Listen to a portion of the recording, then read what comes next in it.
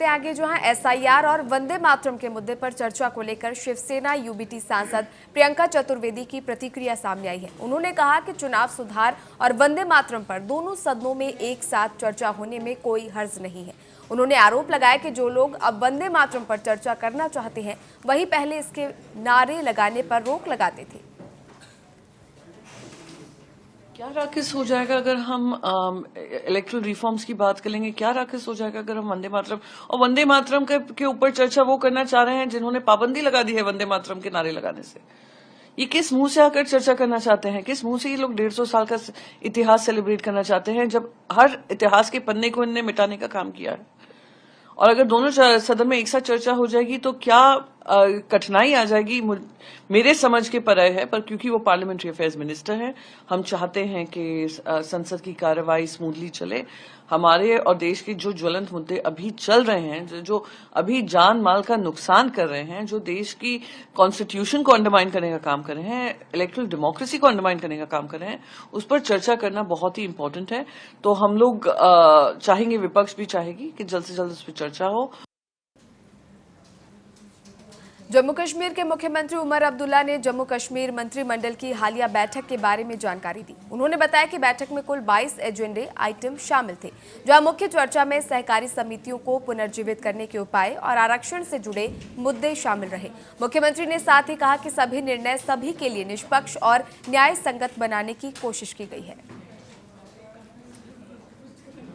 मैं सिर्फ इतना ही कहूंगा कि कोशिश की गई है, जिस तरह हमने लोगों के साथ वादा किया है कि हम इसको थोड़ा सा रैशनलाइज करें। कोशिश ये भी की गई है कि कहीं पे किसी के साथ नाइंसाफी ना हो। हमने वक्त इतना लगाया क्योंकि ये मुद्दा ऐसा है कि इसके साथ सियासत करना बहुत आसान है, और आपने देखा भी है। जो लोग कल तक हमें ताने दे रहे थे कि आप लोगों ने रिजर्वेशन पे कुछ नहीं किया, आज हमें धमकियां दे रहे हैं कि अगर ये हुआ तो हम एहतजाज शुरू करेंगे। लखनऊ के इंदिरा गांधी प्रतिष्ठान में विश्व दिव्यांग दिवस पर भव्य राज्य स्तरीय समारोह का आयोजन किया गया। इस दौरान मुख्यमंत्री योगी आदित्यनाथ ने 3 दिवसीय कार्यक्रम का शुभारंभ किया। वहीं दिव्यांगजन सशक्तिकरण के उल्लेखनीय कार्य करने वालों को राज्य पुरस्कार दिए गए। साथ ही ट्राइसाइकिल, सहायक उपकरण और छात्रवृत्तियां भी वितरित की गई।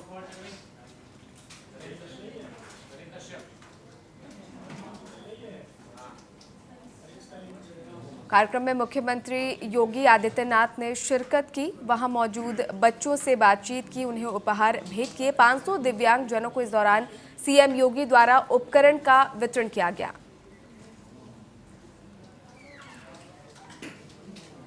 लखनऊ के इंदिरा गांधी प्रतिष्ठान में विश्व दिव्यांग दिवस पर भव्य कार्यक्रम का आयोजन किया गया। मुख्यमंत्री योगी आदित्यनाथ ने इस कार्यक्रम में शिरकत की। साथ ही उन्होंने वहां मौजूद बच्चों से बातचीत की, उन्हें उपहार भेंट किए और साथ ही ट्राइसाइकिल, सहायक उपकरण और छात्रवृत्तियां भी वितरित की हैं।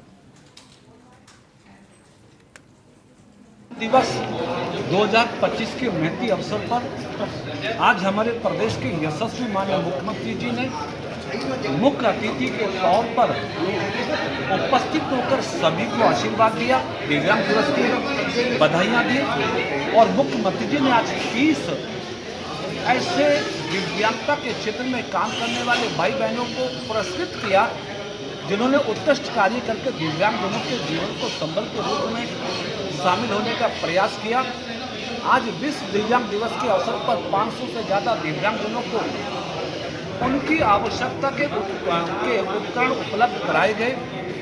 5,33,000 से ज़्यादा ओबीसी बच्चे और बच्चियों को छात्रवृत्ति भी वितरित की गई। शादी अनुदान की राशि और CCC और लेवल के प्रमाण पत्र भी जारी किए गए। हजारों दिव्यांग और पिछड़ा वर्ग समाज के लोगों ने आज इकट्ठा होकर महाराज जी के भाषण को आशीर्वाद के रूप में चुना।